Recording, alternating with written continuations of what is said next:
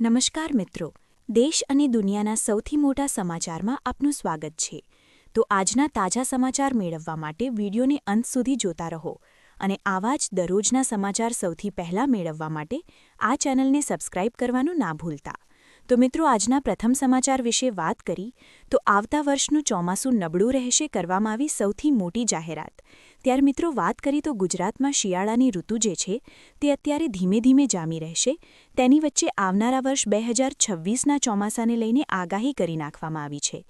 ત્યારે મિત્રો, અત્યારે જે વાતાવરણમાં ખલેલ પહોંચી રહી છે તેની જોતા એવું લાગી રહ્યું છે કે આવતા વર્ષનું એટલે કે 2026નું ચોમાસું નબળું રહેવાની શક્યતા છે. તેની વચ્ચે સૌથી મોટા સમાચાર આવી રહ્યા છે. અત્યારે મિત્રો જણાવી દઈએ તો જે કમોસમી વરસાદ અને વાવાઝોડું જોવા મળી રહ્યું છે, જે પર શિયાળે આ વખતે મિત્રો જે લગાતાર વરસાદો શરૂ રહ્યા, આને કારણે મિત્રો આ વખતે શિયાળામાં પણ એટલી મિત્રો વધારે ઠંડી પડી નથી. અને આ જે મિત્રો અત્યારે જે ઓછી ઠંડી પડી રહી છે તેનું કારણ બનશે આવનારા વર્ષનું ચોમાસું. અત્યારે મિત્રો વાતાવરણમાં લગાતાર ભર શિયાળે જે વાતાવરણમાં ખલેલ પહોંચી રહી છે, વરસાદ, વાવાઝોડા જોવા મળી રહ્યા છે, તેને કારણે મિત્રો અત્યારે કચ્છ અને જે કાતરા હોય છે તેને આધારે અને જે ધુમ્મસ મિત્રો છે તેને આધારે અનુમાન લગાવવામાં આવી રહ્યું છે કે આવનારા વર્ષ 2026નું ચોમાસું નબળું રહેવાની પૂરેપૂરી શક્યતા છે. નિષ્ણાતોએ પણ આગાહી આપી છે, કારણ કે વાતાવરણમાં જે છે તે અત્યારે મિત્રો લગાતાર જે છે તે ઇમ્બેલેન્સ જોવા મળી રહ્યું છે. વાતાવરણમાં ખલેલ પહોંચી રહી છે, જેને કારણે આવનારા વર્ષ 2026નું ચોમાસું નબળું રહી શકે. ત્યાર પછીના મહત્વના સમાચાર વિશે વાત કરીએ તો ગેસ સિલિન્ડરના નવા નિયમો જાહેર. તો જો તમે પણ એલપીજી ગેસ સિલિન્ડરનો ઉપયોગ કરો રાંધણ ગેસ તરીકે, તો નવા નિયમો ખાસ તમારે જાણવાના રહેશે. કારણ કે ગેસ સિલિન્ડરને લઈને મિત્રો સૌથી પહેલાં તો નિયમ બહાર આવ્યો છે કે કેવાયસી કરાવવું ફરજિયાત છે.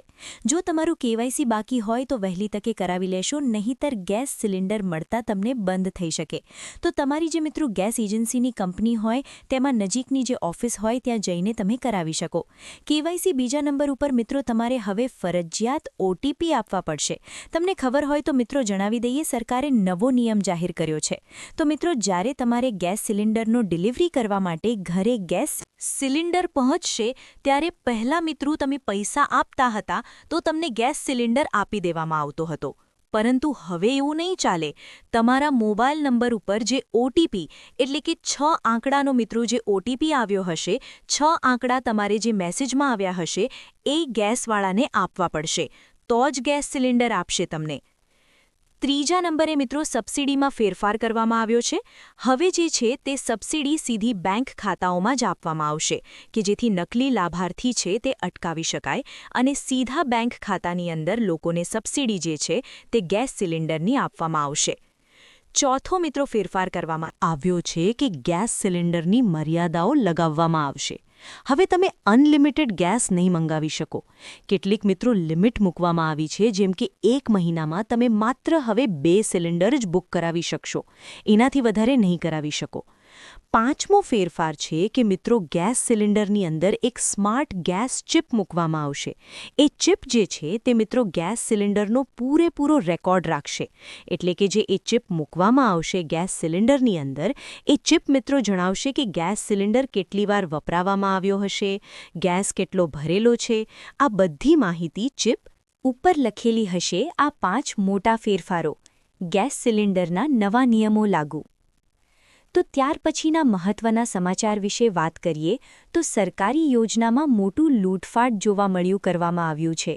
મોટી ખુલાસો, મોટી જાહેરાત. અત્યારે મિત્રો સરકાર તરફથી ઘણી બધી યોજનાઓ ચલાવવામાં આવે છે, પરંતુ મુખ્ય પ્રશ્ન એ છે કે શું એ યોજનાના પૈસા લોકો સુધી પહોંચે છે?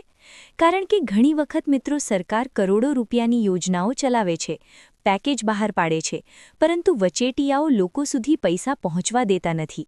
એવું જ ફરી એકવાર મિત્રો એક દાખલો સામે આવ્યો છે. જામનગરની અંદર મિત્રો વાત